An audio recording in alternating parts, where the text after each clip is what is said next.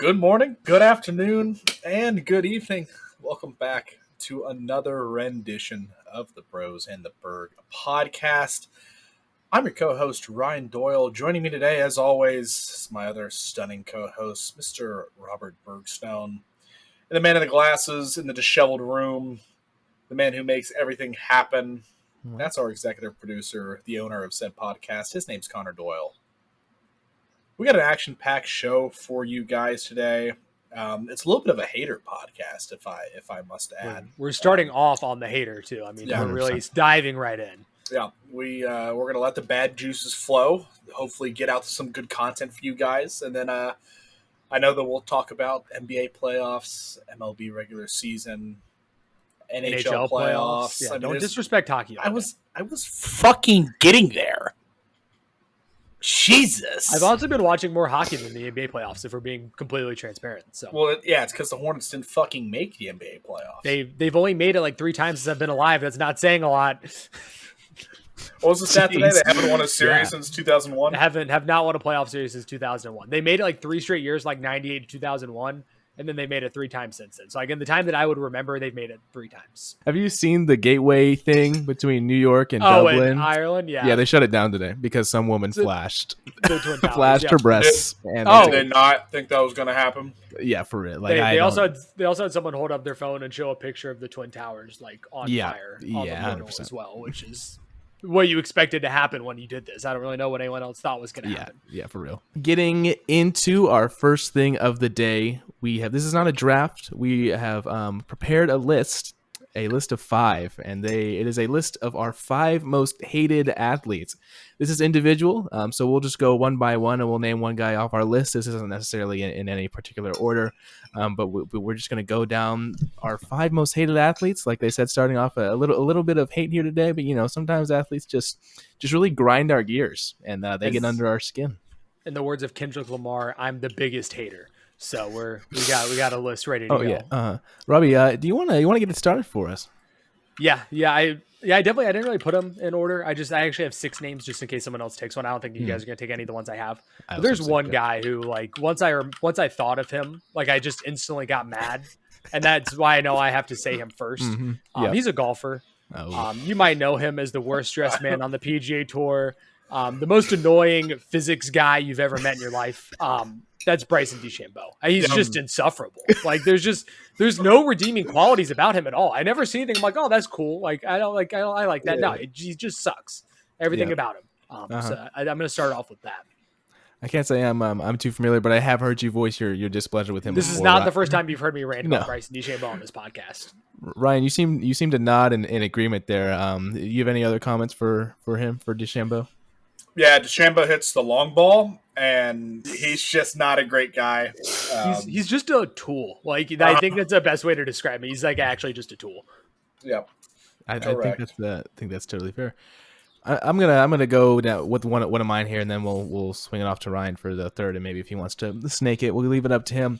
I'll give you the snake. Someone that was in a bit of recent controversy, and whom Nick Wright absolutely cooked on his show. And not that I'm necessarily a Nick Wright fan, but I would highly recommend to go and seek out that video because he absolutely dishevels this man's entire career. Patrick Beverley. I hate Patrick Beverley.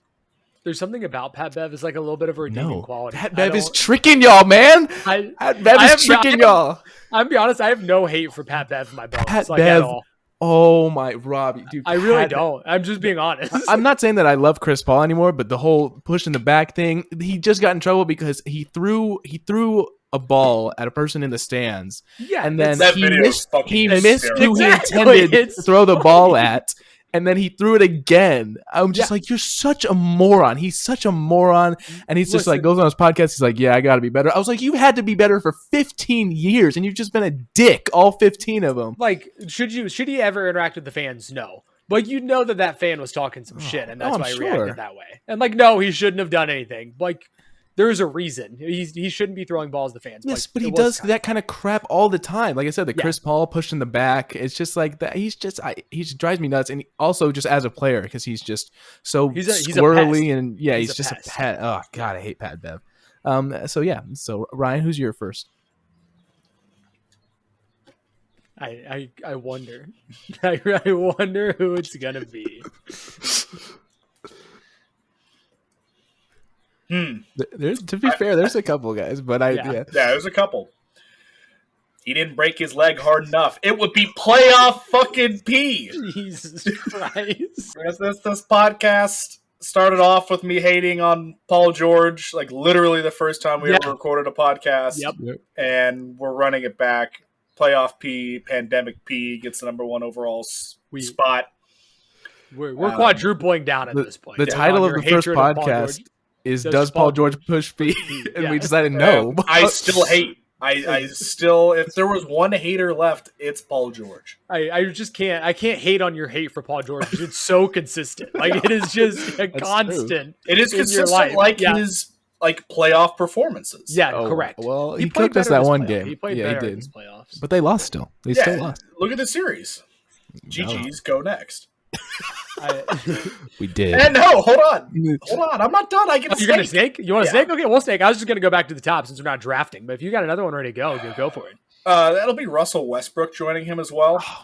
We're just gonna go back Clippers. Do you just want to run down the Clippers lineup and that give you your top 5? Zubac, Harden. All right, Ryan. He needs one more. Doc Rivers, does he count as an athlete? I hate Doc Rivers. He's not the coach there anymore. All right, Ryan got his 5 down there. We need to do a list of We need to do a list of the most hated coaches. Avery Johnson, Matt Rule. Avery Johnson is 1A and 1B for Bama and the Mavs. And the Mavs, yeah. Connor, if you said you want to do this podcast quick tonight, if you want me to go on about Matt Rule, I'm gonna need a good 30 minutes. I'll do a fucking deep dive and a beer. Yeah, actually, straight for bourbon, just bourbon neat. I'm talking about Matt Rule. Damn, Ryan's gonna make me dip into my 6. Russell Westbrook was also on my short list of 5.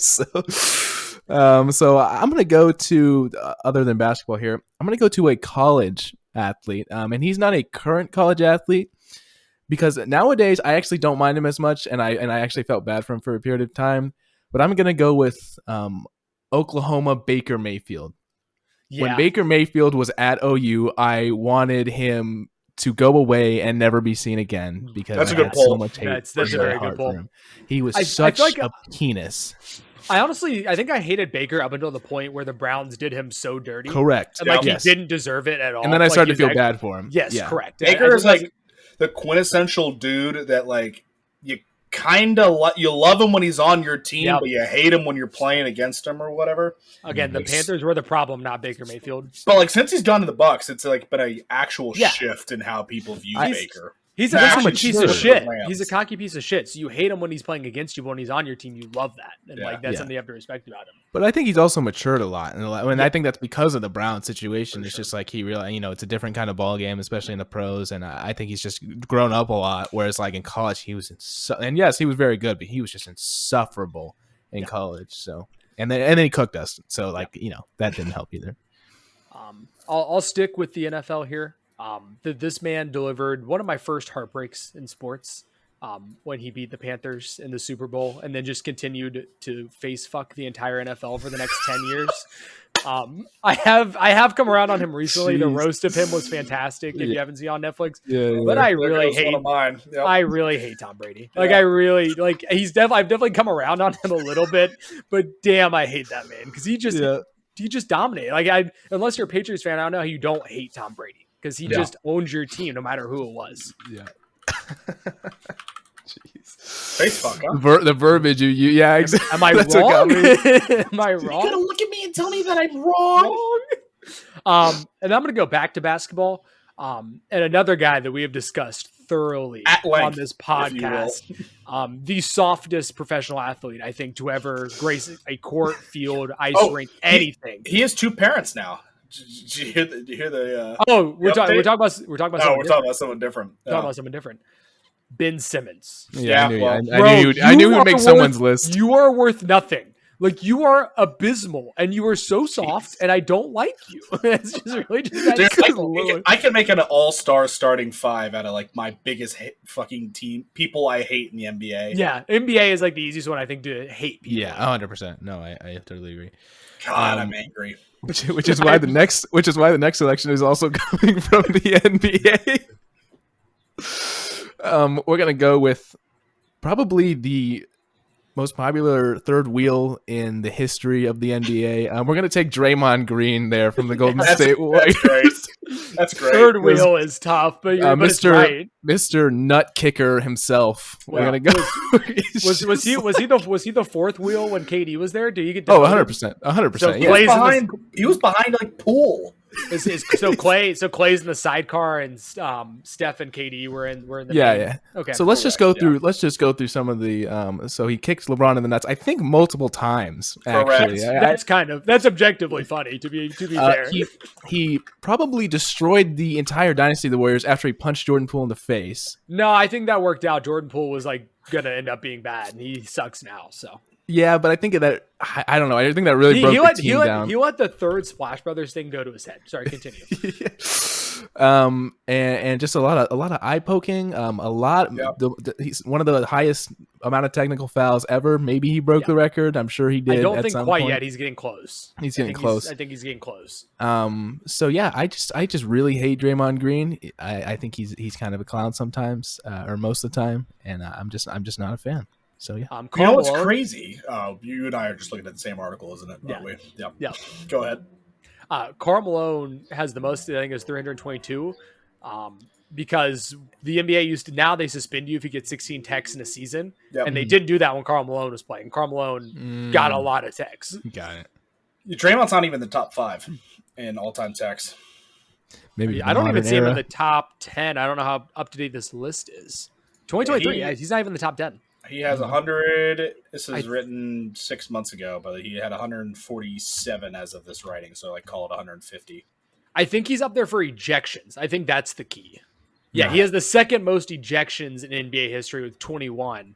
Rasheed Wallace has 29. I couldn't think of who it's because it's not Ben Wallace. It was Rasheed Wallace. Yeah, Rasheed had 41 techs in a season. It was insane. That is absurd. Fucking menace, dude. Every other game. Getting fucking teed up in every other game is wild work. Talk about haters. That man was a hater, that's for sure. Refs hated officiating. Who was that? Games. Who was that ref that gave Tim Duncan the tech? Fucking! I bet you it was him. Joey something. Crawford. Yeah. Joey Crawford. Yeah. He definitely teched up Rasheed Wallace. So many times. Yeah, so many times. Oh god. All right, Ryan. Who's third on your list? Third and fourth. We're gonna go to the to Major League Baseball here. Both polls back to back. One is a very just personal hater, and he's actually did nothing wrong besides one series. But number 3, we're gonna go with A-Rod. Yeah, it had to be on someone's list. Who has watched baseball fucking hates that guy.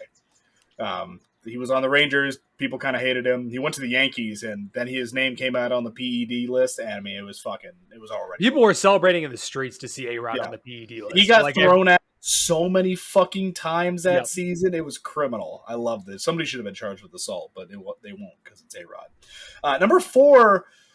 And I kind of feel bad, but he ruined my teenage years. That'd be David Freese, hitting the walk-off in Game 6. Nelson Cruz was an honorable mention to make this list.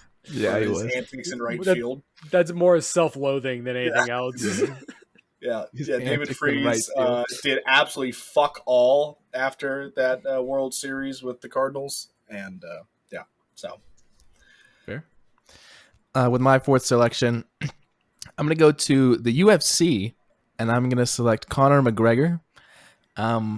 He was just an annoying, cocky, arrogant a-hole. Which, to be fair, I guess he was kind of doing his job because people tuned in to see him, want to see him get knocked out. He's the reason the UFC what it is now. I'm not denying how good he was. I consider putting Mayweather on my list too because even though he's so good, he's so annoying. I saw a stat the other day, the most million bought pay-per-views in UFC history, and McGregor and Brock Lesnar had all of them. Yeah, basically it was them and their opponents, and that was it. Doesn't mean I don't hate him. Doesn't mean I don't hate him. He's just his attitude makes me want to die. So I'm gonna take Conor McGregor there with my fourth pick. Robbie.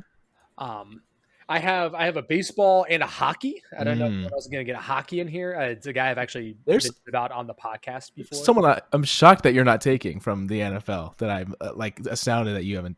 You're not. Okay, we'll come back to that for honorable mentions. Yeah. For hockey, unfortunately, this guy's team is really good, and they knocked the Hurricanes out last year, and he acted like a total fool while doing it. That's gonna be Matthew Tkachuk. I knew. I just hate him. I have nothing good to say about him. He's the baseball player. He's always been cocky, and he backs it up. He's a great baseball player, but obviously recently he's been on a direct rival of the Atlanta Braves. And I think he's one of the biggest crybabies in baseball. Like literally anytime he gets struck out, he has something to say about it. And I just don't like his hair either. That's Bryce Harper. Yeah. He just is offsetting. Like something about him, like you look at him, you're like, I really don't like you for whatever reason. So you know who I hate more than Bryce Harper? Manny Machado. I know you hate Machado. I don't know. I don't have a lot of beef with Manny Machado. Maybe I just haven't watched him enough. Asshole. I could see that. Just all the time for no reason. I'm struggling here. I'm gonna go. Maybe this isn't all time, but this is more kind of a recent pick, and he hasn't been as bad this year. But dude, Dylan Brooks at his peak last year. Yeah, I wanted to kill that. Like he was so annoying. He was like Pat Bev levels of I never want to see you on my TV screen again. He was just he was like so cocky aggravating. For no reason too. Like he was bad. A lot of these guys we've talked about are cocky because they're good. Like he was cocky just to be cocky. So Dylan Brooks is more recent pick. Definitely recency bias, but I wanted him on my list because I don't like him. So Ryan. Yeah, number 5 is going to be Troy Aikman. He's an Hall of Fame NFL quarterback, but if I have to listen to him say some dumb shit with Joe Buck one more fucking time, I like that as a commentator pick. That's good, bro. It's not as him as a player. He's always been kind of a tool, but hearing him open his stupid mouth for color commentary, it makes me want to start a shotgun. I'm pretty convinced that him and Joe Buck get hammered before they do the podcast. I'm like, I was like, how can an NFL Hall of Fame quarterback be so fucking clueless? And you listen to the difference between him and Romo when they're talking about the game too. Obviously Romo he generally has a dick down his throat of whatever quarterback is playing in the game that's better. But in terms of football levels, but in terms of football knowledge, Romo is just heads and shoulders above what Aikman says on a broadcast. It's not even really close. Yep. They looked a little Mahomey there.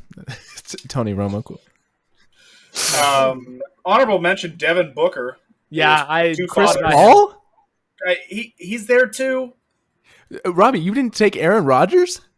I thought about him, and I hate the other guys more, to be honest. I definitely did think about Aaron Rodgers. I had Kyle Busch on my list too, just because I think it's funny to say fuck Kyle Busch. It's just funny. Yeah.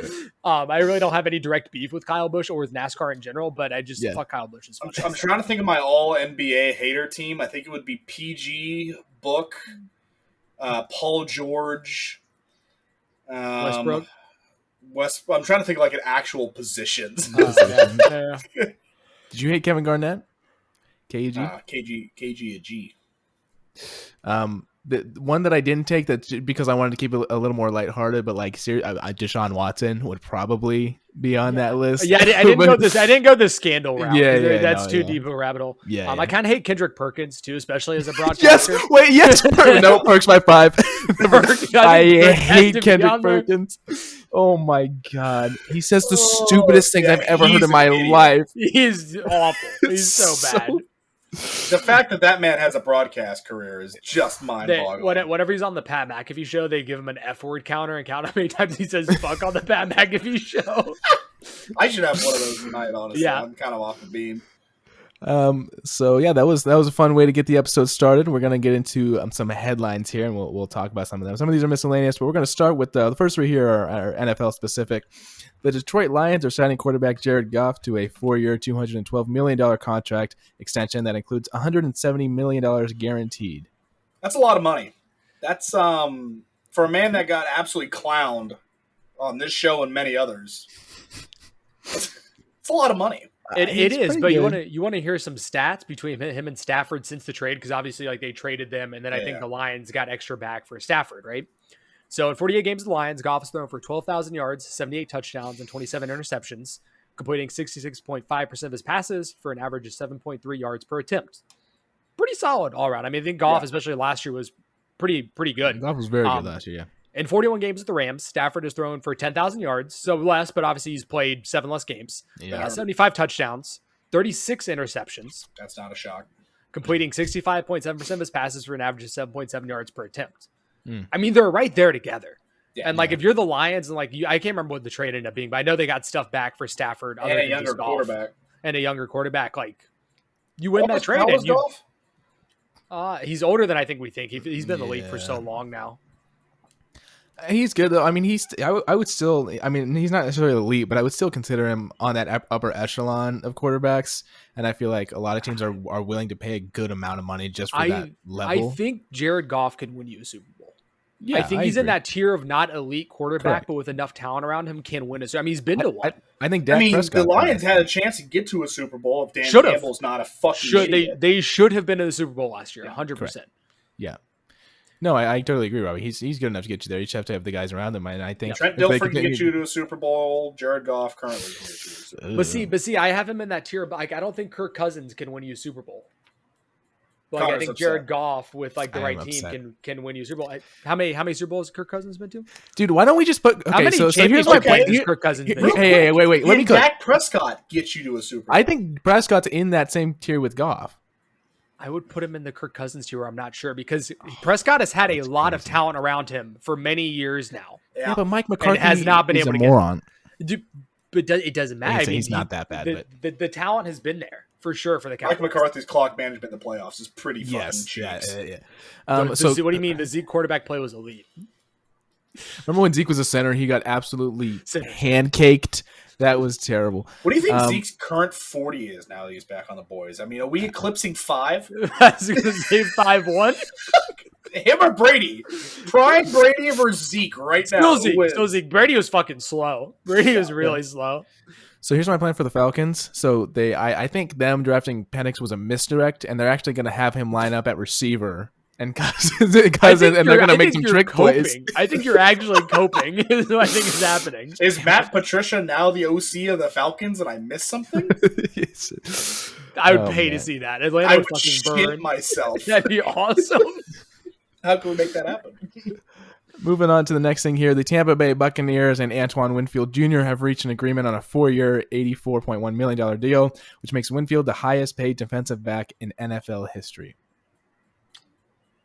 I feel like every year now we're just going to have, this person's now the highest paid player at this position, like every single year. Like the way the salary cap is going, I feel like this is like every offseason now. Yeah. Correct. I mean, Winfield's still probably, this is probably his last big deal. Yeah, I'd probably agree with that.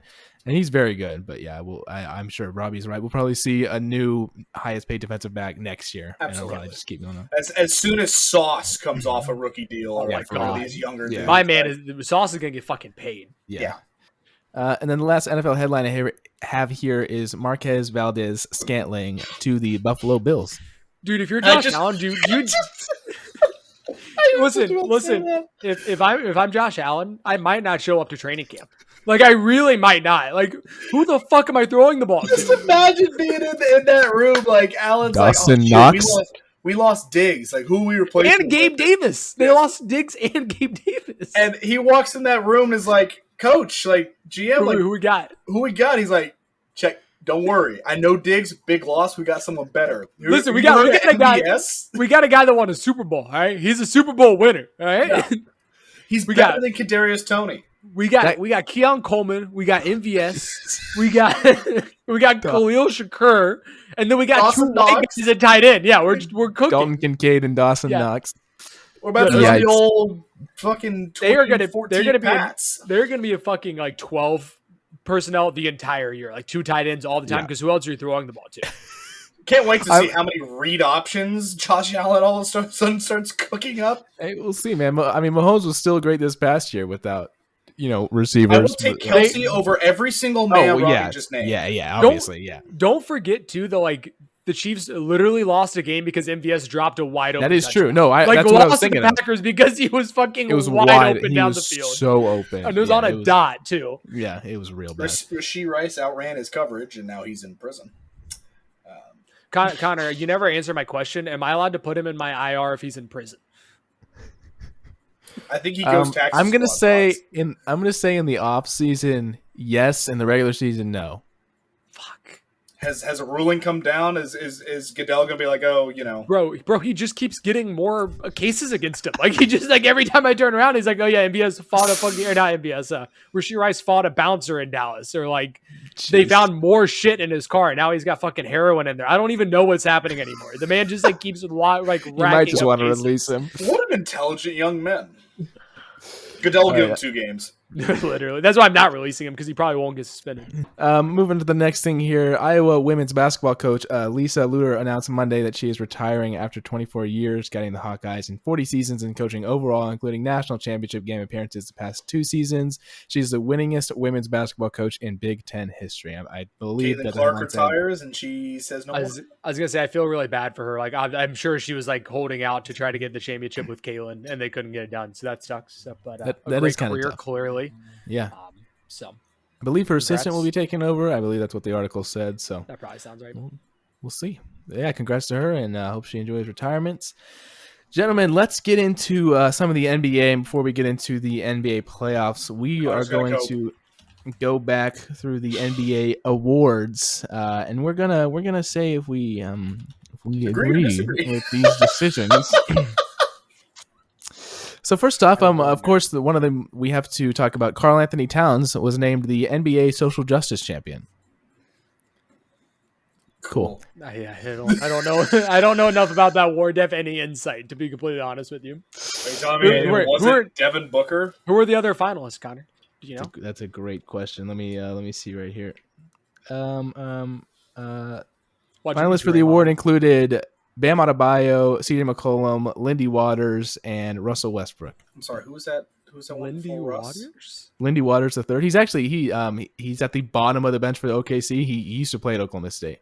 I wasn't sure if that was like a dick joke. I really wasn't. No, his name is Lindy Waters the third. Congrats to Kat. I don't know anything about this award. So it's just mostly like a community award. It's kind of like the Walter Payton Brown Award. Walter Payton Man of the Year. Yeah. No, so congrats to Karl Anthony Towns for that. Most improved player goes to Tyrese Maxey of the Philadelphia 76ers. Yeah, that man cooked. And they still get bounced round 1. I mean, it's because Maxey has to carry the team on his fucking back. Embiid's too busy hurt, and then they have literally no one else. Tobias Harris, who's going to go fucking over. They need to run him out of the fucking city. Harris is so bad.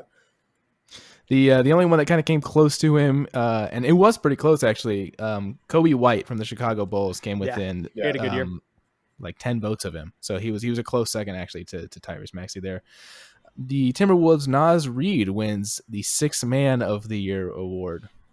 He's been playing great in playoffs too. Ball, man, holy shit. Also, very narrowly beating out Malik Monk from the Sacramento Kings by also about 10 votes there. Former Hornet. That is true. Stephen Curry named the NBA Clutch Player of the Year. Okay, all right. How are you the Clutch Player of the Year and you don't even get out of the fucking play-in game? That doesn't make any sense to me. It's a regular season award. Award. Dude, if you're clutch, you would have won more games. That's what I'm saying. That's what I'm saying, Connor. Sham. How's it not like Jalen Brunson? Yeah, facts. The number 2, the closest second, and a lot of these were pretty close. The close second was DeMar DeRozan from the. I was waiting for you to say LeBron James. I was going to actually fucking lose it. LeBron was on the list, but he's like 10th down. I'm not shocked. He's like 10th down. We have the I don't say his last name very well, but the Oklahoma City Thunder's coach ends up winning the Coach of the Year. Yeah, that's fair. Mark Denault, something like that. Denault. Sure. Yeah, that sounds great. Good job, Connor. It wasn't Jason Kidd. Jason Game 1 Kidd.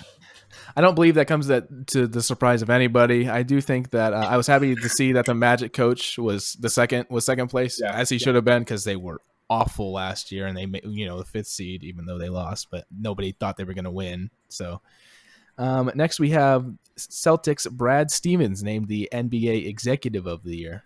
He could probably just win that shit every fucking year. He's what did they do this year other than get rid of Smart and get Porzingis? But Porzingis has made them like for the best sure, regular season for sure. team. Yeah. I guess you only have 12 guys on the roster anyway, so it's not like you're making a lot of moves. Healthy. And then Sam Presti of the Oklahoma City Thunder was number 2. I mean, duh, because that dude's brought in so many. Sam Presti will literally be up there every single year for the foreseeable future. Yep. Mike Conley wins the Teammate of the Year award. Mike Conley he always seemed like a good guy. I could see that. He's always been. He's a hooper. Echelon. Yep. Damn, there are a lot of finalists. Holy crap. That's a lot. I'm not gonna read all. Meat Writer Award. I mean, is that who wins that? Alex Caruso wins the NBA Hustle Award. Okay. Oh. Scotty Barnes coming in as a close second. He's sneaky quick. I was just about to ask if Austin Reeves finished second, and then we were gonna have something to talk about. Where's Austin Reeves? He's not in the top 5. Damn. Who's second? I'm sorry, I missed that. Scotty Barnes. Are there any more like white guys you wouldn't imagine being the NBA would? No, it's Lou Dort, Grant Williams, Brandon. So clown. It's kind of like the guys that like can't win Defensive Player of the Year, but like are good on defense, kind of. Correct. Marcus Smart has Defensive Player of the Year award for a not big, essentially. Yeah, kind for of being like an awkward size. Well, they even have like hustle stats and rankings. So deflections, loose balls recovered, charges drawn, contested shots, screen assists, and box out. Isn't drawing a charge like almost the opposite of hustle? Like you kind of just stand there. Like low key. But apparently it's always associated with like great effort, like taking a charge. But to me, it's like you pretty much just stood there. You got in the way. Apparently, he's first in deflections, 5th in loose balls recovered, and 7th in charges drawn. So pretty high echelon in terms of the stats. That's a Duke basketball player right there. If I've ever seen one. Victor Wembanyama named the Rookie of the Year to no one's surprise. Yeah. Chet Holmgren coming in at second. Where's there. Brandon Miller? Yeah, where's third? Who's third? Brandon Miller was third. Yeah, Brandon Miller was third. Again, he had a great year. Just unfortunately, the 2 guys ahead of him are legitimately already superstars. So Yep. Rudy Gobert named the NBA Defensive Player of the Year. Boy. It's another guy I kind of hate. If we're going to throw him in the hater list, I do not like Rudy Gobert. He is Defensive Player of the Year because he doesn't have to work on the other half of his game. Wow. Also, they might as well fined $75,000 today. For what? He made this sign towards a ref at the end of Game 4. He did. Which apparently he did that to Scott Foster during the regular season. Got fined $100K. Not sure why the fine went down after doing it twice and in the playoffs. It's Scott Foster. Yeah, that's a good point. Wow. Connor, you're so right. I know. Victor Wembanyama came in second place there in the Defensive Player of the Award. Defensive Player of the Year award. Connor, dumbass. Oh yeah. And the NBA MVP award goes to Nikola Jokic of the Denver Nuggets. So we're just gonna pencil him in for the next 10 years. Why didn't he win it last year? Why did you give it to him this year? That makes no sense. You stupid idiots. Just give him the 3-peat. Yeah, SGA clearly should have won. So that's fine. I was okay with SGA or Luka winning. The Jokic was the only one I wasn't okay with, and I was the biggest Jokic advocate last year. Stupid decision. Is Nikola Jokic the best player in the world right now? Yes, and he has been for the past 4 years, and I don't deny that. But in terms of this past season, so annoying to watch. He's so apathetic. Yeah, yes, it is. He just doesn't. He not entertaining embodies the doesn't give a fuck. Yeah. He wants to just go play with his horses. That's a thing. I mean, no, I know. I don't know if you ever saw the clip this year. Yeah, came in to the gym or whatever, first day. Yeah. And he's like, I don't want to be here. Yeah, social media team's like, welcome back. He's like, yeah. I guess I show up and make $30 million. Whatever. He's back to the fucking 9 to 5, me waking up to go into work tomorrow. Yeah, for real. All right, we're gonna move past that into the NBA playoffs themselves. I have one more NBA headline I have to throw out there. I did not put it in the podcast notes. That's on me. I just remembered as we were talking about coaches. But the Charlotte Hornets have named their new head coach, which you probably didn't hear about because they're irrelevant and they barely even talked about on ESPN. I might have. They're hiring Charles Lee, who's currently an assistant for the Celtics. I have no thoughts on this at all because I mean, I feel like assistant coaches in basketball, do you really know anything about them other than like they're on a team? Correct. Like, realistically. But I think it's good to get a guy with no coaching experience. Obviously, a young team, he can build with the team. We said that with James Borrego as well, but it's not Steve Clifford, so that's an upgrade. There you go. But I have to throw that out there. So congrats, Robbie. Thank you. Yeah, of course. Moving on to the NBA playoffs here. We're going to go into the order that I have on ESPN. Unfortunately, the first one that I do have, the Dallas Mavericks and the Oklahoma City Thunder are now tied up at 2 games apiece after the Thunder came back in kind of a dramatic fashion last night to tie up the series, where Game 5 will be in Oklahoma City. The story of this game was that the Mavericks shot below 50% from the free throw line. They were up by They shot 52%. Was it exact? Oh, my bad. Excuse me. They shot just above 50% from the free throw line. And many, many players struggled, specifically Luka Doncic, from the field. It was just a frustrating game. 6 for 20 is not going to get it done? From the perspective of a Mavericks fan, an incredibly frustrating game. That should have been a win. There should have been no doubts about that. And to not come home with that is actually really bad in terms of the series. So could have gone 3-1 going back to OKC. I know. Yeah. Now you're going 2-2 where OKC can now win it, home court advantage. Yep. You already took one in Oklahoma City, though. So the only one who escapes blame in this game is PJ Washington. The man's been hooping the entire series. Has been the role player that has stepped up. Former Hornet, by the way. Correct. Thank you for the trade. He's the only one that avoids it, even though he also went 2 for 4 from the free throw line. But he went 7 for 19, which isn't great. Kyrie with 9 points. He was passing the hell out of the ball. Luka played awful. He had I don't know how he ended with a triple double. Luka, there was a play, and I get he did. There was a play, and I get that he does this or whatever, and I have my issues with it. But there was a play where someone got like a block, right, and it went out of bounds before Luka even saw what the ref called. He immediately turned to him and started yelling at him, but it didn't even see that the ref had made the call in favor of the Mavs. He pointed it towards like, oh, it's Mavs ball. And Luka was already bitching about it before he even saw what the call was. I was like, that is ridiculous. That like you didn't even know what they called and you were bitching about it. It makes no sense. He's so infuriating. Sometimes he's on my top 5 most hated players, and I'm a Mavs fan. Back to Kyrie, though. I mean, you're saying, no, Kyrie's passing the hell out of the ball, which is great, but I feel like sometimes Kyrie gets too in his head, like, I have to distribute. Like, I have to go out here and make the pass. And, like, Kyrie Irving's at his best when he's attacking and making the pass when it's there, not looking to, like, just swing the ball around. Like, he has to be in attack mode, and he was not. He, obviously, the most gifted passer on the Mavs, but he is a generational finisher, if not the best finisher, arguably the best finisher ever to play the game. Like, he needs to attack the rack. He needs to make the pass, but not look for the pass, if that makes sense. He doesn't need to be like, who can I find to get an assist? Like, he needs to be like, I'm going to go, oh, this guy's open, dish it kind of thing. And I think that's what he wasn't doing. Shout out, Luka had 7 turnovers. The Thunder had 7 turnovers. But Kyrie was also 4 for 11. So, like, he wasn't shooting well either. Yeah. I mean, it was just a comment. And the first half was so good. PJ Washington was hitting every 3. We were just like, our defense looked great. And the second half, they just completely collapsed. We couldn't hit a shot to save our lives. So free throws were just awful. It was just so frustrating. The defense completely broke down. Tim Hardaway had one of the worst turnovers I've ever seen in the last few minutes, which is apparently a theme all season for him because Tim Hardaway makes some really horrible decisions. Dude. It's bad sometimes. Shout out Derek Jones Jr. Also had a good game, 17 points in 27 minutes. Only Matt so did Gafford, and for the most part. Plus or minus. Yeah. Gafford, I thought Lively was fine for the most part. It was just our superstars just did not.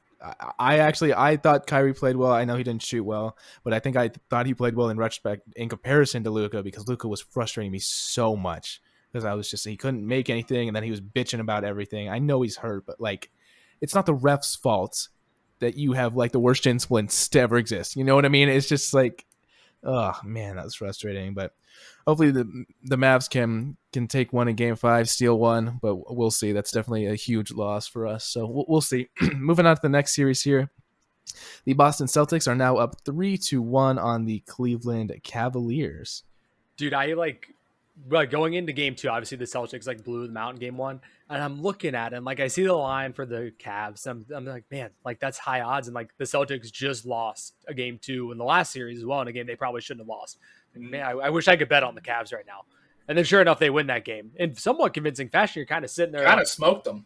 Like, okay, like can the Cavs make this a series? I mean, obviously not. Like we knew that. The Celtics just have the easiest fucking road to the Eastern Conference Finals. It's not even funny. Yeah. I mean, they didn't have Donovan Mitchell or Jared Allen. I mean, you're just simply not winning that game. Yeah, I mean, you don't have a great chance to win with both those guys. Without them, they might as well not play the game.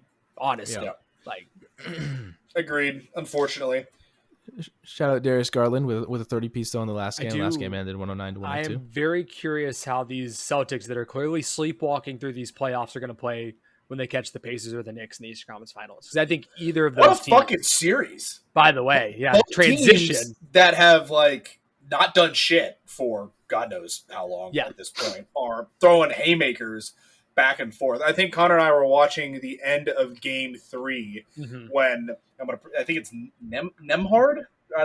Yep.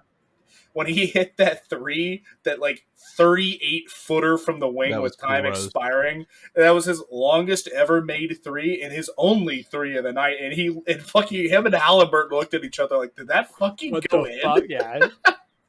No, it's a great series. Neither of them thought that was going in. No. Weird to say in a series, including the New York Knicks, but 2 rather likable teams, I think. Like for the most part, like the Pacers are fun, the Knicks are fun, especially when Jalen Brunson's playing well. Like, it's just an enjoyable basketball series. And this is no Julius Randle Knicks. I mean, right.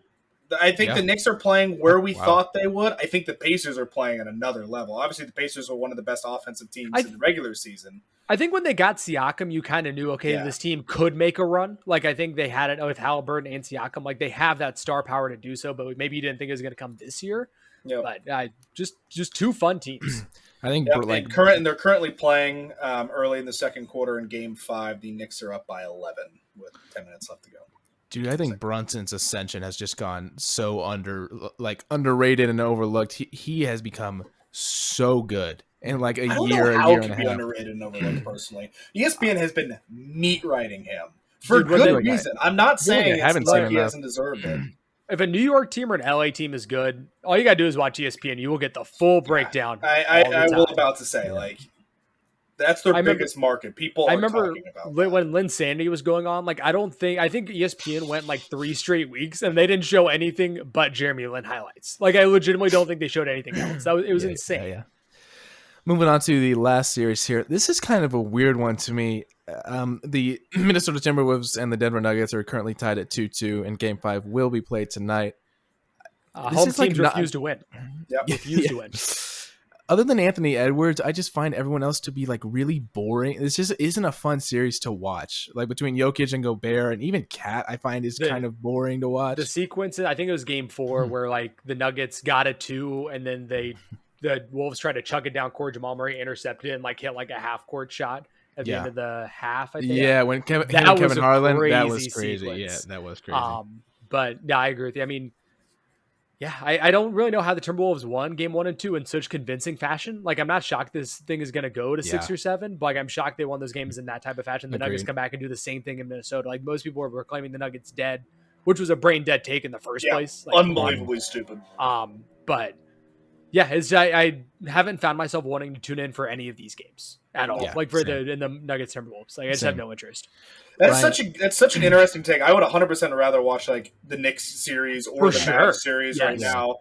I don't probably not Cavs Celtics because the Celtics have just kind of out talented them just with the injuries to the Cavs. Obviously, like I don't have a horse in the race so for me it'd probably be like Knicks Pacers, Mavs Thunder, then Nuggets Wolves, and then Cavs Celtics, just because I already know who's going to win that series. Right. That'd be the order in terms of like excitement, I would say. I'd rather watch Cavs Celtics. I think the Nuggets and Timberwolves are just kind of boring. Just watch Jokic just fucking fall away and just kiss it off the glass and just. We locked him down for 23 seconds. We got him. Chuck something up fucking 50 feet in the air and it goes. Bro, he's got an entire like 10-minute montage on YouTube of hitting those fadeaway 3-pointers over Laker players. It fucking kills me.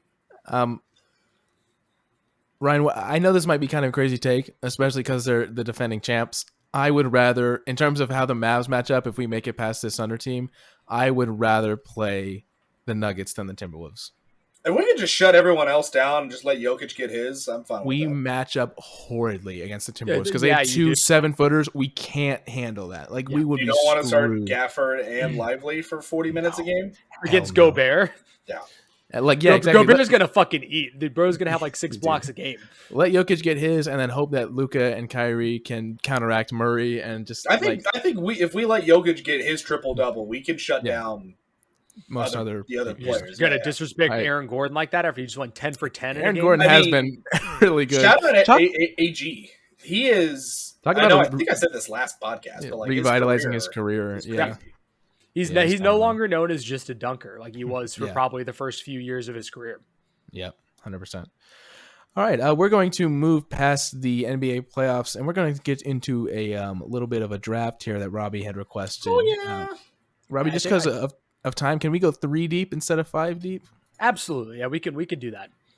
So I'll explain the draft though. Yeah. So I was just thinking about mascots. I don't know why, I just was. And I was thinking about what mascots would win in a fight. So we're gonna take professional mascots, like actually the people in the suits, not just like the team names or anything like that, like the actual physical mascotted creatures. They're on the side of the stadium, field, whatever, and who we'd want on our team in just an all-out fist fight. They're allowed to use anything connected with their costume, but they don't have any other weird powers or anything going on. So let's just keep that in mind. Cool. But the draft order will go as follows. It'll be Connor, then myself, then Ryan. Ryan always has the snake back. I don't get it. Like every single time. Cope. I am.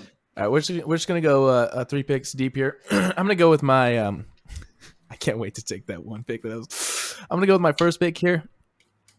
And I'm not a big mascot guy. I'm not a big connoisseur. So I looked up mascots and what I think would be, kind of scary is what I think like the big suits that big guys have to kind of fill out or whatever. I'm going to go with Go the Gorilla, the Phoenix Suns mascot. I had him scouted for sure. That dude's in a gorilla suit, and it looks kind of scary. So I kind of want that guy on my team to start swinging fists for me. You know what I mean? See, Connor, what you missed about when you're just looking at physique is the mindset. All right, like I want a guy that's going to come out and set the tone in this fight, and is going to come out swinging with absolutely no fucks given. And my first pick, this guy has the craziest eyes you've ever seen in your life. He has absolutely no regard for human life at all. And that's going to be Gritty. Yeah, that's a great Philadelphia Flyers. I mean, he was also on my list. He's going to come out and set the tone. Like you don't want to mess with that guy. You look him in the eyes and you're just running away. Like he's going to set the tone of the fight. Yep. It's a good pick. Damn. I mean, that's who I wanted. I mean, transparently. I was a little upset I didn't go 1-1, but I still got my guy, and that's what's important. That's all that matters. Yeah. This is tough. I think I have to go because you also got to think about the city where this is at, and this city is known for being kind of crazy, nuts, one might say, and their fans are as such. And I would imagine the person that is in this suit is a crazy fan. One might call him the Fanatic. I'm going to have to go with the Philly Fanatic. We each got a Philly guy. Bad pick. He's a little bitch. I think the Philly Fanatics is a little bitch. He's more of a troll than he is a fighter. Yep. I think he's got those Twitter fingers. He fights dirty. He's got those Twitter fingers, but you don't have those trigger fingers. You know what I'm saying? And speaking of trigger fingers, thank you for the segue. Yeah, we're going to go with the Patriots mascot because he's got a fucking gun attached to himself. That's really valid, actually. Yeah, it's a great pick. He's got a musket, fucking put down Gritty. That's a great pick. For my second pick, I'm going to go to the MVP of mascots. He's the highest paid mascot in all of sport. He's a superstar. He's a flat out superstar. He's built. He's got claws. He's got teeth, and he's gonna be able to fight. And that's gonna be Rocky from the Denver Nuggets. He's a superstar, and you want a guy like that in your fight to kind of maybe draw a little attention away while Gritty's biting at the kneecaps. That's kind of what I'm thinking. So I got the 2 and 3 here. I got the little snake. I got my last pick for my second pick of the draft. Because of how passionate the fan base is, I know that anybody who is repping in this suit is also going to be super passionate. He deals with some adverse weather from time to time. So I know, whatever environment that he's going to be put into, he's going to have it. Also, this mascot just has historical nature of fighting, and I feel like that it's kind of coursing through his veins. I'm going to go with Victor the Viking, who's the Minnesota Vikings mascot. Yep. I think that whoever's repping that suit has a lot of passion, and that's what I'm looking for when it comes to a fight. Now, my last one is not a current mascot. This is. Have you ever heard of the King Cake Baby? No, I can't say this is the former New Orleans Pelicans mascot, and I need you to look him up right now because no one is ever going to touch that thing if anyone gets into a fist fight. It is the creepiest looking thing I think I've ever seen in my life. What the fuck is that? It's straight out of a horror movie. It's so bad. It reminds me of the condor. I don't know if the Clippers ever did or not. Oh yeah, that's fucked. Dude, have you ever looked at the Chuck the Condor from the Clippers? Similar vibes. I don't think I have. Look up Chuck the Condor. No, dude, the baby's so much worse. He's creepy, dude. I don't like him. I don't know what it is about him. But that's a good. That's a the baby's a good pick, right? Because nobody wants just on the shock factor. I feel like if you get past the shock factor, he's gonna struggle. He's got short arms, short legs. But like that thing is terrifying. Yeah, it's really scary. He's really scary. Jesus, that shouldn't be a thing. That's it's terrible. Yeah, it's awful. For my last pick, we're gonna go to the reptile area here. Prehistoric reptile specifically. He's a menace. He's the king of the dinosaur jungle. Actually, no, he's not, but he's fast, so that's what's important. Yeah. We're gonna go with his name is just the Raptor. He doesn't have a name, but it's the Toronto Raptors mascot. Yeah, that was on my list. Just the Raptor on my list as well. Yeah. Mm-hmm. That's a good pick. All right, last for me. We're gonna go with the man that kind of looks like a fucking Terminator. Nice chiseled jaw, blue collar worker going to the NFL for this one. It's going to be Steely McBean. See, you're really on the humans thing, and I don't know if that's the best thing against these animals, Ryan. I just don't. I mean, the gun's a good that was call, a valid right? point. The gun's a good call you for looked sure. At Steely McBean. Listen, go look at Slugger the Lion from the Royals, and he's more jacked than Steely is as a lion. I think Steely got it. Go look at the King Cake Baby. I did. Rather not. The only other guy I had on my list is Chance the Gila Monster.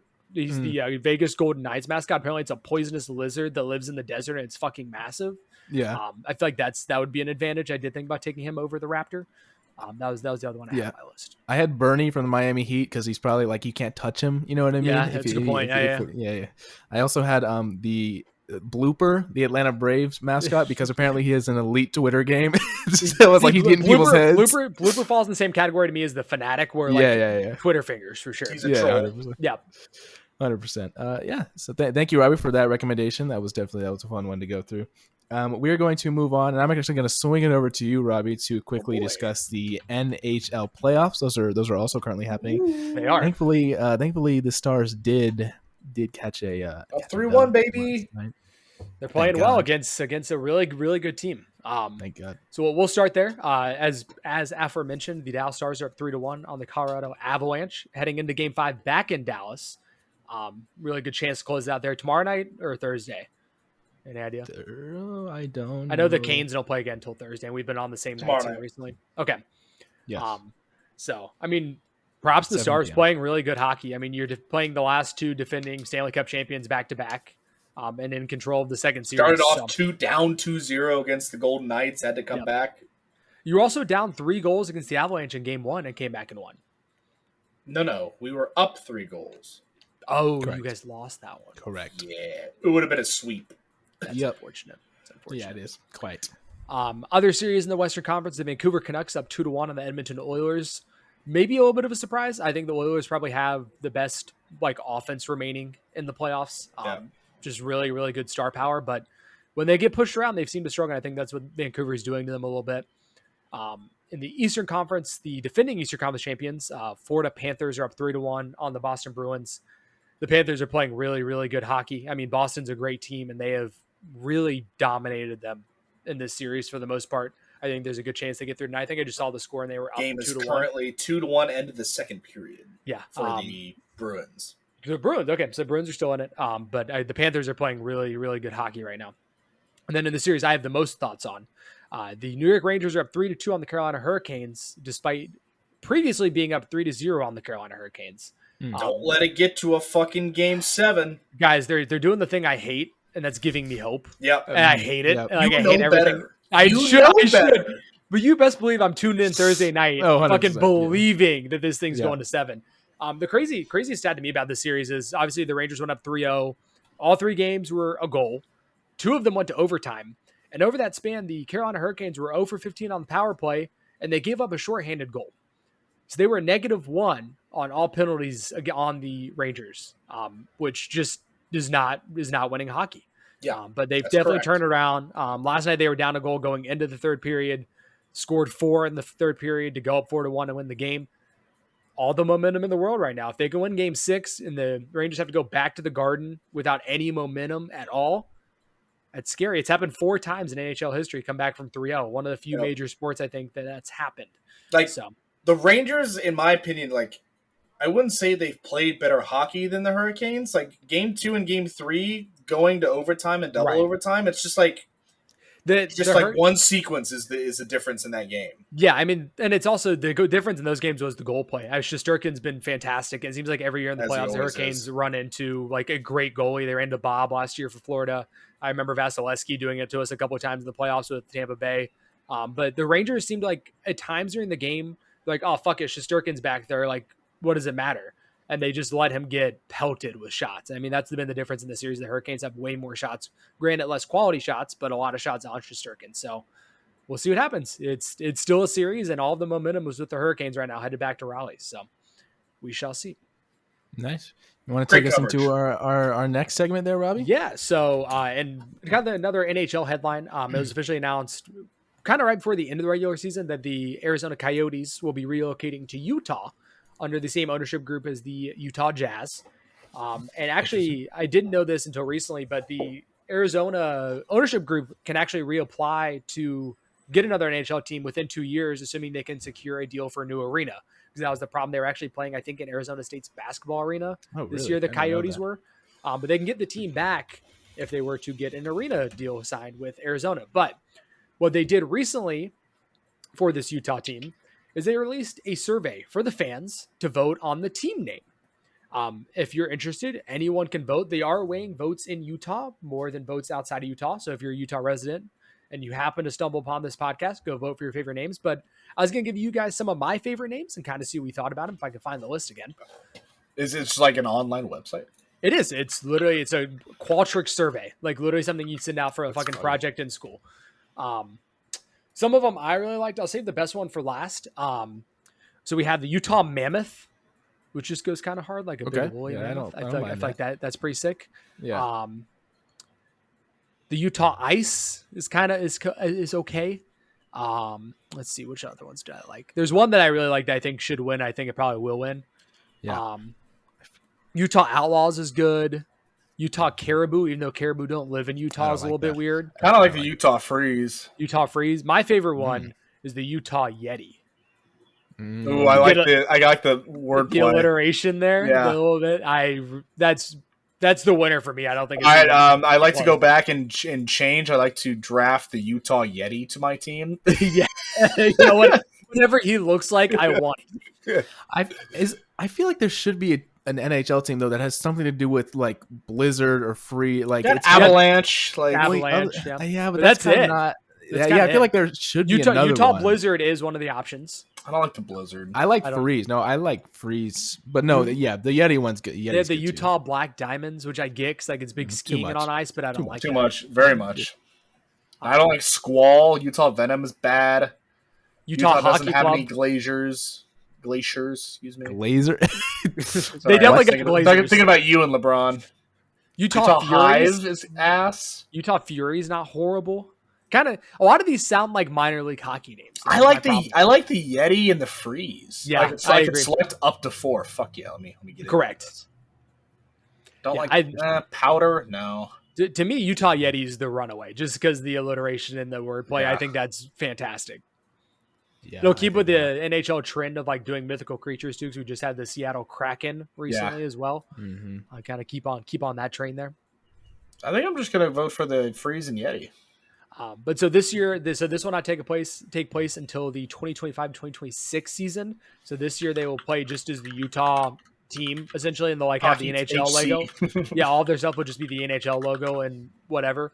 But yeah, so if you want to go vote. But I think they're kind of using this like narrow it down, and then they'll make a final decision, obviously with their marketing team or whatever that may be. So. All the names I'll list them real quick because so we got the Utah Frost, the Utah Ice, the Utah Powder, the Utah Mountaineers, Utah Freeze, Utah Mammoth, Utah Black Diamonds, Utah Blast, Utah Caribou, Utah Blizzard, Utah Swarm, Utah Hive, Utah Outlaws, Utah Yeti, Utah Squall, Utah Fury, Utah Glaciers, Utah Canyons, Utah Venom, and Utah Hockey Club, which is quite creative. Yeah, right. HC, if you will. Yeah, HC. Yeah, exactly. So yeah, if you want to go vote on that. Oh, I had a. This is really random, but I had a great idea this week for team names. Is it great? Really quick. All right. So I saw we have the Las Vegas Aces, right? Yeah. And I was sitting there thinking a lot of their stuff has like spades in it, just because when you think of ace, you think of the ace of spades. Generally, it's like the most important card in many card games. Uh-huh. And I was thinking there's going to be 4 pro teams in Vegas coming up soon. Ace, King, Queen, or Ace. They each should be after a suit. Yeah. It should be spades, hearts, diamonds, and clubs. And I have a proposal. You guys ready for this? I've already thought this out. I spent like a whole day thinking about this. Excellent. My job is very clearly entertaining to me. So the aces become the spades, just because that makes sense. A lot of their marketing already has the spades in it. Works out well. We have the Las Vegas Diamond, the Oakland Athletics playing on the diamond right That's there. Fucking fantastic. Sick. Okay, yep. Wait. All right, let him cook. I'm cooking. Then we go the Las Vegas clubs being the Raiders, black color scheme. You can even do the football clubs if you want to go down that like Commanders route, but I think that works. And then you make the hockey team the Hearts, because that's just fucking funny, because it's like the most violent sport out of all of them, and they're going to be the Hearts. And imagining a bunch of guys playing hockey in like red jerseys with a pink heart in the middle is just arguably never see the blood stains. Yeah, it's fucking hilarious. So that's my proposal for the city of Las Vegas. I think there is actually some kind of like. I think I kind of cooked. I think I kind of cooked. The problem is there's probably going to be an NBA expansion within the next 2 years, and 2 cities are going to be included are probably Vegas and Seattle. The Aces should stay the Aces. Yeah, that's what I was thinking. They should become the correct. Spades. The NBA team. What about the Shovels? Yeah, one of them could be the Las Vegas Shovels. Yeah, crabs. Or Crabs. Crabs. Why did I say crabs? That's the disease that Robbie has. Need to tell Sorry. us?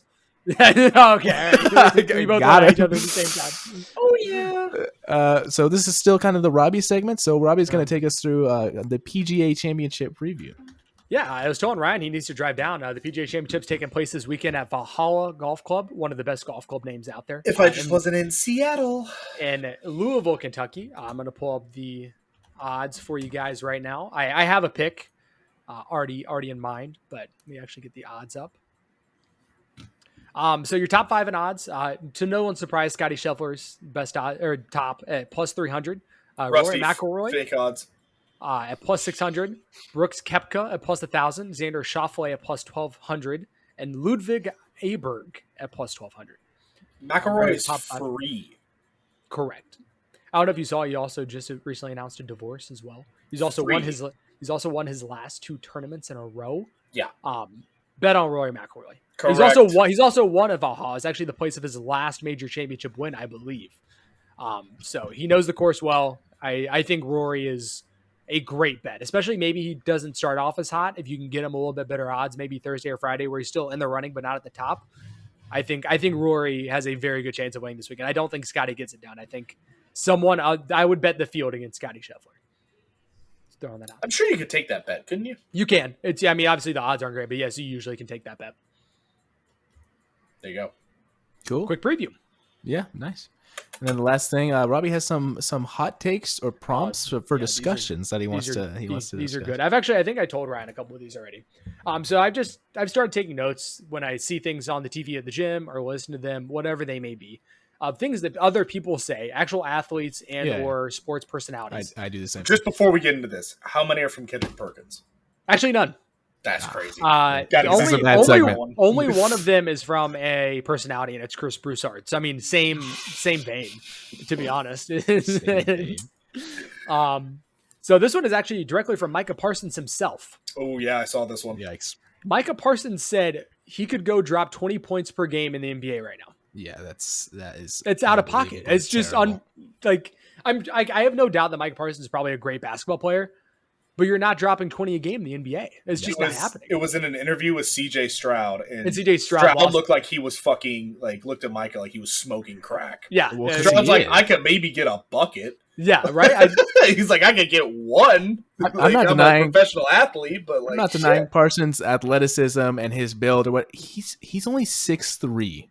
Like that is Steph Curry is 6'3", and he's one of the shorter players. I saw Austin Rivers said that he thinks that there's 20 guys in the NBA right now that can make an NFL roster, and he's not sure there's 20 guys in the NFL right now that can make an NBA roster. Kind of lean towards Austin Rivers being right. Yeah, because the height. Dude, I mean, you don't realize how tall basketball players are. Correct. Yeah. Yep. Especially like if in the NFL, if you're taller than 6'7", you're too tall. Yeah. Like you just can't be that tall. You're just gonna get knocked over. I think that Austin Rivers was kind of talking. I'm not like, and a lot of them jumped in on it. It's obviously like not. JJ Watt got real butthurt. Obviously, not many people could go back and forth and be elite, or like probably none of them. But it's like they could. I don't know, man. I agree more. It's not so like the going to baseball where it's like. Yeah, there's a lot of really good baseball players that play in the NFL that could probably, if they took a season to train baseball again, could probably still go. Maybe Kyler Murray, Mahomes, like Russell there's Wilson. so many dudes that like actually 100% could have been drafted in the MLB, and some of them were drafted. Football. Yeah. Like, so scale of 1 to 10, how atrocious is the take from Micah Parsons? I'm gonna go. It's pretty bad. It's pretty bad. Yeah, 8.7. This one is from Chris Broussard. If the Nuggets win a championship this year, Jamal Murray is a Hall of Famer. Oh my god! Jeez. What? At least he didn't say MPJ. Where? I saw the quote. I think Bleacher Report reposted it or something. Of course they reposted Murray Hall of Fame on percentage chance. God, Chris Broussard. 0.0004. So that's a 0.04% chance currently. Yeah, guess what show he said it on? First Take. First Take, yeah. Yeah. Duh. Chris Broussard went to Oberlin, Connor. Well, here's the crazy thing about the first part of the quote too. He said, "I don't feel like Jamal Murray is a superstar, but if the Nuggets win a championship this year, he's a Hall of Famer." Make that make sense to me, Chris. Dude, make that make sense to me. Nah, he's smoking the pack. Yeah, what? Did he mean to say Jokic? No, they were talking about Jamal Murray in the segment because I think they're talking about his game winner against the Lakers. Jokic already is, but like, yeah, Jokic is 3 MVPs. Yeah, exactly. 17. Dude, what? 4 and 4 like Hall of Fame numbers nowadays. Did I miss a memo? Dude, I didn't even know he's averaged that many points over his career. Move on. That's a 10, right? I mean, that has to be a 10. That is the worst. That's one of the worst takes I've ever heard. This one I'd actually talk on this podcast. This one I actually don't think is a hot take, but I think it's an interesting discussion point from LeBron James himself. This is from his podcast with JJ Redick. AI and Steph are the most influential players of the modern era. I mean, Steph 1,000%. Like, there's no changed doubt the game. about that. Yeah, but LeBron was talking about AI in terms of like just like the ball handling and like the way that like he dribbled. Like no one really did that previously. Mm-hmm. And he played with like a different swagger, and he had the headband and all of those things, like very influential for the early 2000s. I don't think I'm quite old enough to make commentary on AI himself. I didn't see his heyday. So I can't really make a comment on that. I do understand what he's saying, though. I mean, I guess that version in my generation is Kyrie, because like Kyrie is the best ball handler of all time, and I don't think that's really a debate, to be totally honest. But I definitely understand that argument for AI. Steph is for sure. There's no arguing Steph. I mean, the game has completely changed with the way he shot the three. AI, I can see the argument for sure, because I don't think people practice ball handling like that before AI. Like I don't think Kyrie Irving would be the ball handler he is if it wasn't for Allen Iverson. Was the statement the two most or of the two most? The most influential players of the modern era. Okay, that does change a little bit. I think we're talking 100%. I think we're talking post Jordan, right? If we're talking about the modern era, I consider that to be anything post Jordan Bulls.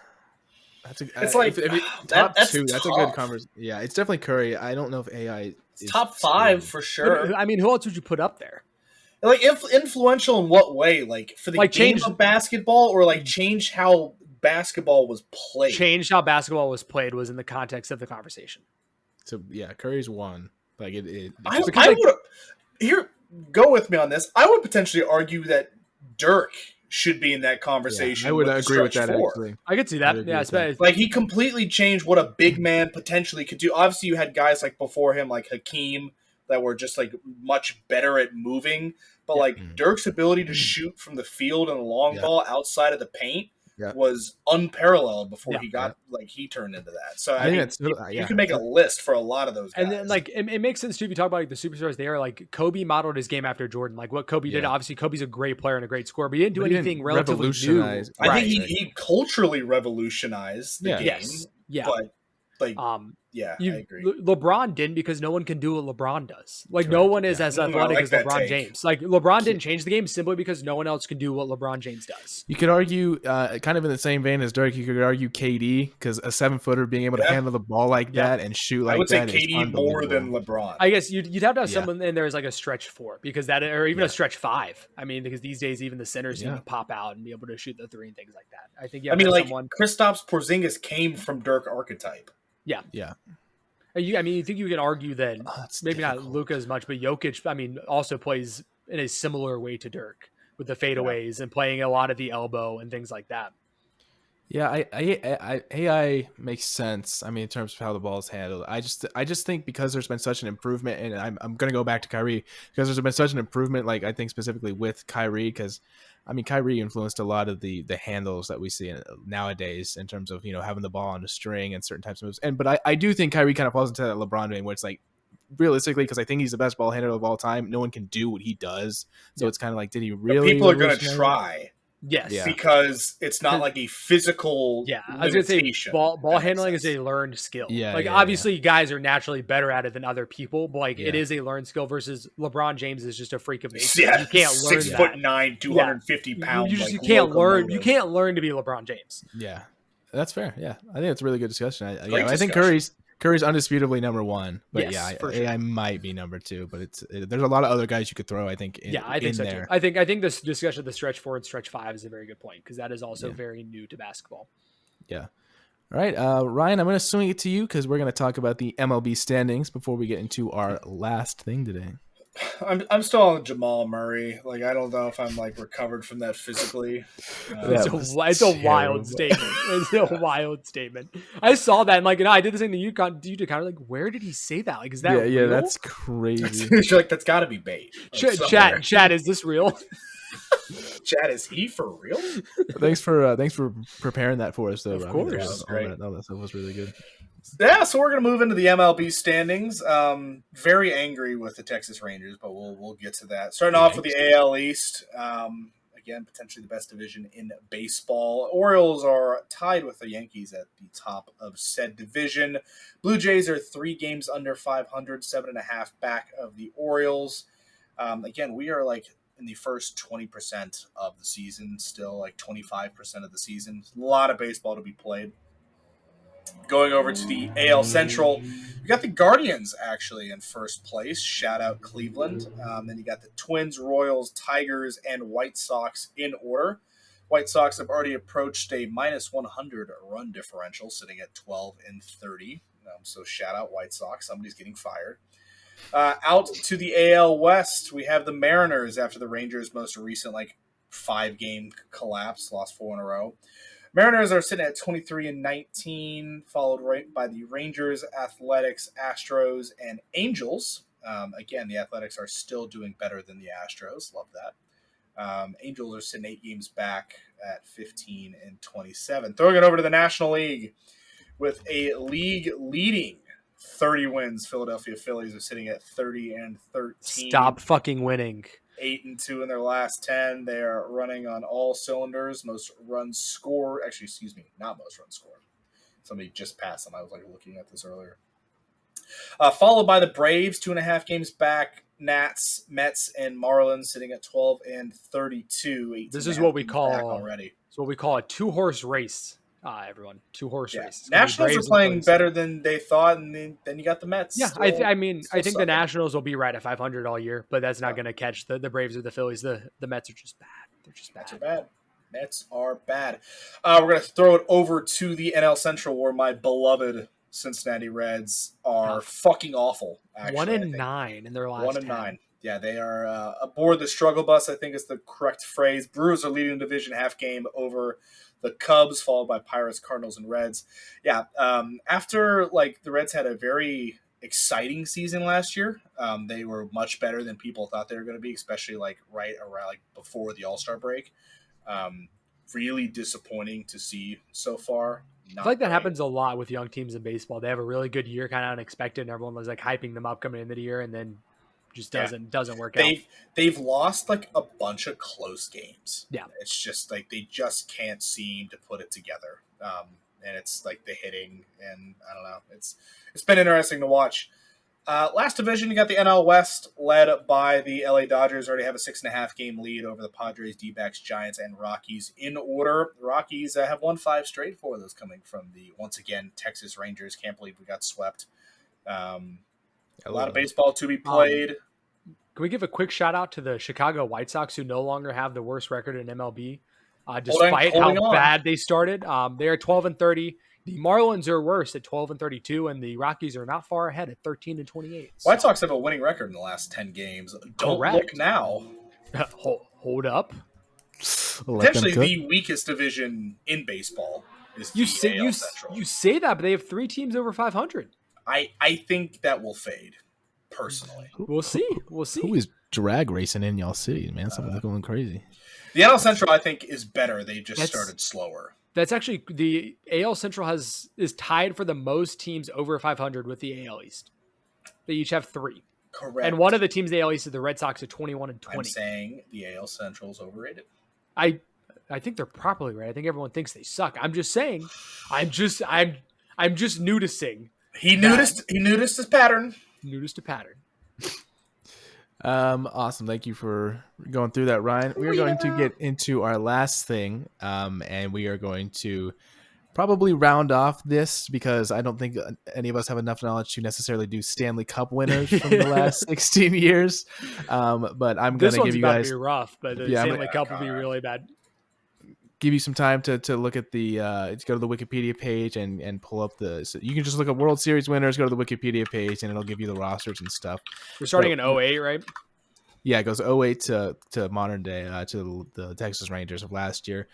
To explain to the audience what we're doing, we are doing the World Series winners from the last 16 years. In the previous weeks, we did the NBA winners the NBA Finals winners, and then also the Super Bowl winners from the last 16 years. Put them all in a bracket and put them up against each other to determine who would be the historical champion over the last 16 years. So we are going to do the MLB World Series winners over the last 16 years. And I have them seeded appropriately, just like I did last time. I have them seeded by regular season record. The only one that was a little difficult in this case was the 2020 Dodgers because they didn't get an entire season. So I just slotted them right in the middle in terms of seeding. I put them at the 9 seed just to make it kind of the most fair possible because obviously that's a little bit of a weird situation there with the COVID season and stuff. So here we go, gentlemen. Here's our 1-16 matchup, our first matchup of the day. The 1-seeded 2018 Boston Red Sox versus the 16-seeded 2014 San Francisco Giants. Red Sox, for sure. Yeah, that Giants team got hot at the right time with Madison Bumgarner, and that's the entire reason they won the World Series. Red Sox won 108 games that year. Correct. Yeah, it's the Giants. You had Chris Sale in his fucking prime. Yeah, they were kind of just starting up Mookie Betts, right? Just kind of starting to come into superstardom. Mm-hmm. Next matchup, we have the 9-seeded 2020 Los Angeles Dodgers versus the 8-seeded 2012 San Francisco Giants. I almost want to say the Giants just because Mickey Mouse ring, and it's just always funny every time. I'm about it. Mickey Mouse ring. Mickey Mouse. It's hard to evaluate them when they didn't play a full season. Yeah. Also I mean, I no think fans. that's fair. The number 5 seeded 2017 Houston Astros versus the number 12 2008 Philadelphia Phillies. I think we know the answer to this one. And it's not the fucking Astros. Yeah. Oh. Was that the Astros cheating year too? Yeah, it right? was. Yeah, it's definitely the Phillies. Also, Yeah. as much as I hate the Phillies, that Phillies team was fun. Chase Elliott, Yeah. Ryan Howard, like an enjoyable team to watch. There you go. 13 seeded 2011 St. Louis Cardinals versus the 4 seeded 2009 New York Yankees.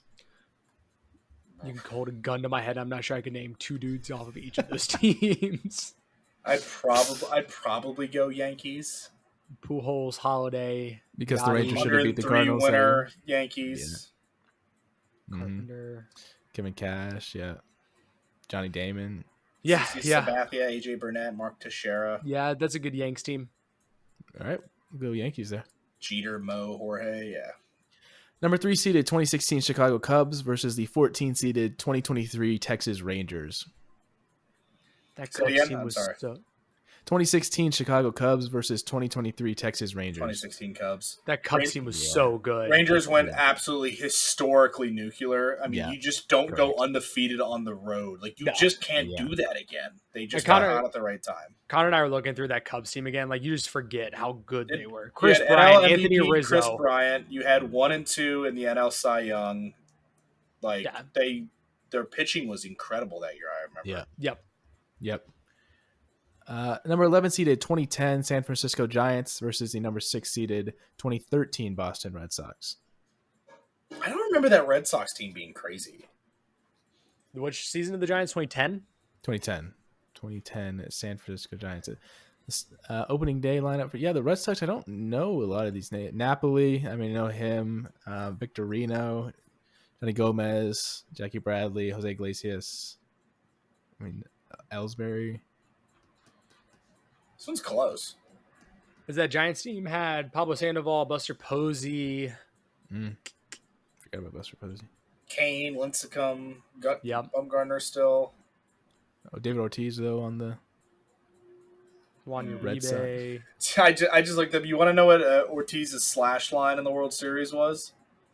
668, 760, and 1188. He averaged 668. That's ridiculous. That's In absurd. 6 games against what's supposedly the best other team in the league. That's crazy. absurd. So what are you feeling here? Giants? Golly. Red Sox? I don't know. I think let's go Giants just based off the pitching. Tim Hudson, Tim Lincecum. Sure. Cool. That's an upset there, but we'll take it. 2015 or 7-seeded 2015 Kansas City Royals versus the 10-seeded 2019 Washington Nationals. The Nationals are another team that really caught fire in the playoffs. They're a wild card team, really played well through the playoffs. That Royals team, don't forget, made back-to-back World Series champion. Made back-to-back World Series. They lost the Giants and Madison Bumgarner in a great series that Mad Bum carried the Giants. I mean, without him, they probably don't win that series. I think that Royals team was very, very good compared to the Nationals team that I think just really got hot at the right time. Mm-hmm. Right? I agree. Royals? Yep. Last matchup in the first round, number 15 seeded 2021 Atlanta Braves versus the 2 seeded 2022 Houston Astros. Braves. I refuse to pick the Astros because they're cheaters. They were good. They also did beat the Astros in the World Series the year before. That's who they beat in the World Series in 2021. Wait, it was 2022 Astros? Versus 2021 Yeah. Braves. Okay, maybe. Yeah. I could probably do that because I think all the cheaters were off the team at that point. But any time around 2017, that time frame, the Astros just don't count. So what's the pick here? I would pick the Braves simply because they beat them the year before, but Oh yeah, let's go and Braves. also Bravos. we can be galactic Astros haters. I feel like our bias is kind of peeking through here, Jensen. That 2022 Astros team won how many games? 106 games? And All right. I mean, how many games did they cheat to win? Wow. Yeah, you guys act like there haven't been teams, so many other MLB teams to cheat before. The Astros are just the first ones to be dumb enough to get caught like that. Literally never heard of anyone else. Cope, Connor. I'm not an Astros fan. Yeah, I think you're coping. All right, going back to the second round here, the number 1 seeded 2018 Boston Red Sox versus the 8 seeded 2012 San Francisco Giants. They were matched up against the Giants last round, but it was against the 2014 Giants. So this is 2 years before. I still think it's the Red Sox. I think it's still the Red Sox. Yeah, probably. Cool. The 2008 Philadelphia Phillies versus the 2009 New York Yankees. That Phillies team was fun, but yeah, I think I'd go Yankees. That Yankees team is like all the 2000 Yankees were on that team, and it was like their final hoorah. Essentially, they were really, really good. Yep. 2016 Chicago Cubs versus the 2010 San Francisco Giants. That's a good series. That's a good series.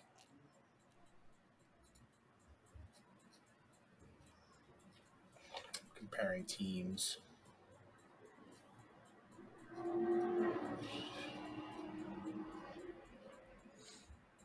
Which year? I'm sorry. What was? I know the Giants. What was the other one? 2016 Chicago Cubs. Probably still Cubs. I would agree. All right, Cubs move on there. 2015 Kansas City Royals versus the 2021 Atlanta Braves.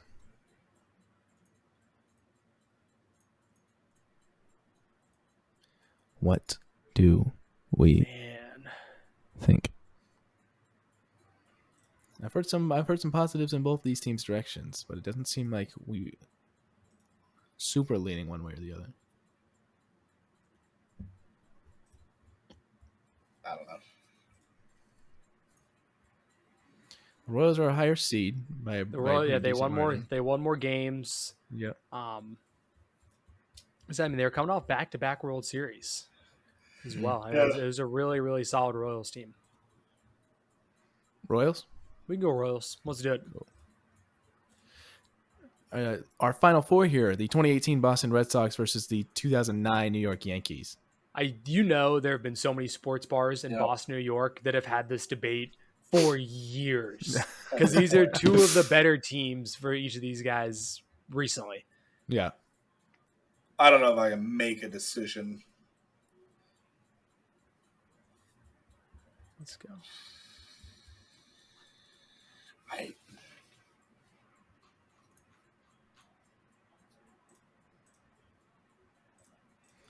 Who was on that Red Sox team? I didn't follow baseball as much. I know you said Mookie, and that was kind of his start.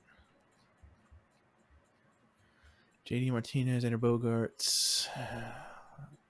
So what? What did I say? 08 Yankees? 8 New York Yankees. All right, so let's just go down the list here in terms of players. So I'm just going by averages on the players, just because I could sort it that way. Mookie Betts, Derek Jeter, JD Martinez, Robinson Cano, Andrew Benintendi, Mark Teixeira. I forgot A-Rod is still on that team as well, on the Yankees team. Posada, Teixeira, Cano, Jeter, A-Rod, Damon, Melky Cabrera, Nick Swisher, and Hideki Matsui. Versus Mookie Betts, JD Martinez, Andrew Benintendi, Xander Bogaerts, and Jackie Bradley Jr. Correct. I think name value. It sounds like the Yankees. By far the Yankees name value. Yeah. If you're taking all those guys too on the Yankees and like their absolute prime, it's the Yankees. Yes. Well, no, sure. it's that team. It's whenever you still had Mo, CC at 28, AJ Burnett 32, and old ass Andy Pettit, but he was still dealing, and Jabba Chamberlain at 23 before he got washed. I think you take the Yanks. Probably. Cool. The other Final Four matchup, the 2016 Chicago Cubs versus the 2015 Kansas City Royals. Cubs. Yeah. Yeah, from the way the Royals got the benefit of some good matchups to get this far. There's a really good team, but 2009 New York Yankees, or these are our final. Excuse me, the 2009 New York Yankees versus the 2016 Chicago Cubs. I feel like we did well. I feel like this is where a lot of people would probably get to. I think these teams definitely both make Final Fours, which is usually the best I can offer in these kind of scenarios. That Yankees team is just so stacked. 3 and the 4 seed. Let's go Yanks. Much as I hate to, yeah. Yeah, I know. 2009. This is like the NFL one that we did where we wanted to go with Legion of Boom, but we had to go with the Chiefs. Or the Chiefs, yeah. Yeah, the Patriots didn't even make the final. So the winner of our World Series bracket is the 2009 New York Yankees. Congrats to the Yankees for winning something else. Yeah, we're gonna get a lot of hate for that. Oh yeah, I'm sure. From the angry Boston fans, all the Boston all of our fans listeners watch in us. Boston. Yeah, exactly. All right, gents, that is everything I have for tonight. I am done. Who wants to sign us out? I can do it. For myself, Ryan and Connor, thank you for listening to another great episode. Go follow us on social media, leave comments, tell us what you want to hear us talk about. Even if it's not sports, we might talk about it. You never know. Thank you for tuning in again, and please gamble responsibly. Bye.